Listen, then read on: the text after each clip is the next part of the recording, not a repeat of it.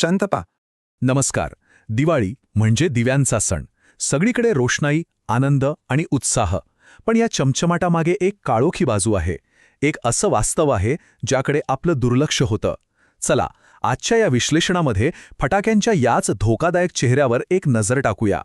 आहा, दिवाळीची रात्र आणि आकाशात अशी फटाक्यांची रंगीबेरंगी आतषबाजी.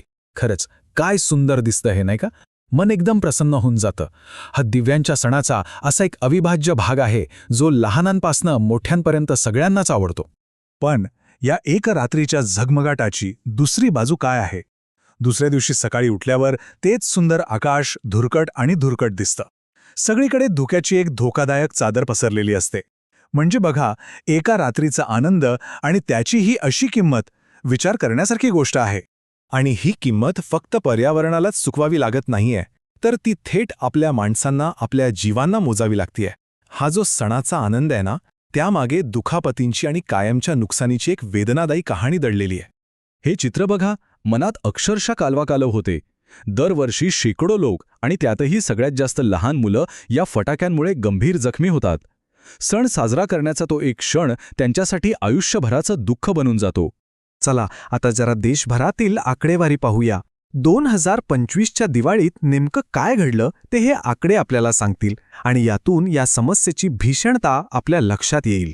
सुरुवात करूया थेट देशाच्या राजधानी दिल्लीपासून. फक्त तिथल्या एम्स हॉस्पिटलमध्ये फटाक्यांमुळे डोळ्यांना इजा झाल्याची 190 प्रकरणं समोर आली. विचार करा, फक्त एका शहरातल्या एका हॉस्पिटलमधला हा आकडा आहे. धक्कादायक आहे ना?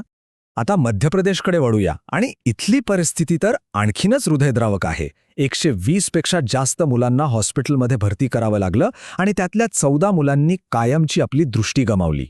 कायमची. चंदीगडमध्ये काय झालं तर इथे डोळ्यांच्या दुखापतींचे 96 रुग्ण सापडले.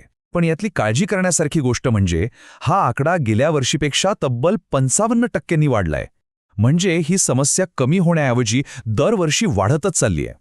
बंगळुरूचा आकडा आहे 186. एकूण 186 लोकांना डोळ्यांना इजा झाली. आणि यातलं सगळ्यात भयानक वास्तव हे आहे की या 186 पैकी 103 जणं लहान मुलं होती.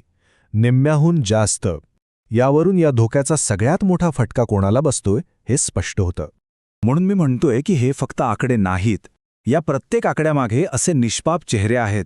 या मुलांच्या डोळ्यांवर बांधलेल्या पट्ट्या त्या प्रत्येक आकड्यामागचं दुःख आणि वेदना आपल्यासमोर मांडतायत. हे आहे याचं खरं काळजाला भिडणारं वास्तव. तर हा तक्ता बघा.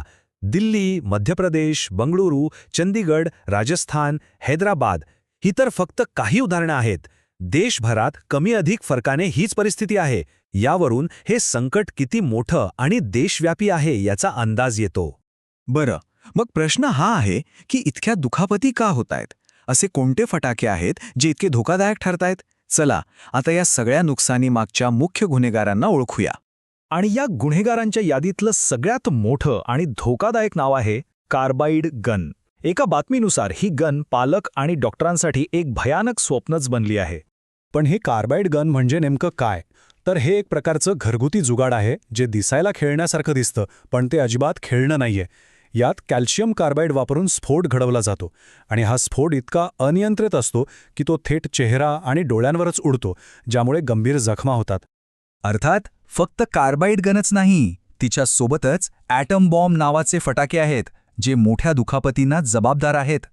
आणि तिसरे आहेत बॉटल रॉकेट्स. ह्यांचं वैशिष्ट्य म्हणजे हे उडवणाऱ्यापेक्षा आजूबाजूला उभ्या असलेल्या बघण्यांनाच जास्त इजा करतात. तर हे झालं थेट शारीरिक इजांबद्दल. पण याच्या पलीकडे फटाक्यांमुळे आपल्या पर्यावरणाचंही प्रचंड नुकसान होतं. असं नुकसान जे आपल्याला लगेच दिसत नाही, पण त्याचे परिणाम खूप दूरगामी आणि घातक असतात. हे चित्र बघा. हे फक्त धुकं नाहीये, हे आहे फटाक्यांमुळे होणारं भयानक प्रदूषण. या धुरामध्ये PM2.5 सारखे इतके बारीक विषारी कण असतात की ते श्वासावाटे सहज आपल्या फुफ्फुसात आणि रक्तात मिसळतात. फरक तर आपल्या सगळ्यांनाच जाणवतो. दिवाळीच्या आधीची हवा आणि दिवाळीनंतरची हवा यात जमीन आसमानाचा फरक असतो. फटाक्यांचा धूर म्हणजे फक्त धूर नाहीये, तर ते एक विषारी मिश्रण आहे. त्यात PM2.5 कण तर असतातच, पण सोबत स्ट्रॉन्शियम आणि बेरियमसारखे जड धातूही असतात. हे सगळं आपल्या श्वसन संस्थेसाठी किती धोकादायक असेल याची कल्पना करा. आणि मग हे प्रदूषण कमी करण्यासाठी प्रशासनाला अशी धावपळ करावी लागते. हे बघा, अँटीस्मॉग गनने पाण्याची फवारणी केली जातीये. म्हणजे काही तासांच्या आतषबाजीने केलेला कचरा साफ करण्यासाठी हे असे महागडे आणि खरं तर अपुरे प्रयत्न करावे लागतात. तर मग आता या सगळ्याचा एकत्रितपणे विचार करूया. या सणाचे जे काही व्यापक परिणाम आहेत ते समजून घेऊन आपण सर्वांसाठी एक सुरक्षित उत्सव कसा साजरा करू शकतो यावर बोलूया. कारण हा परिणाम फक्त माणसांवर आणि हवेवरच होत नाहीये. त्या प्रचंड आवाजाने प्राणी आणि पक्ष्यांचं काय होत असेल याचा विचार करा.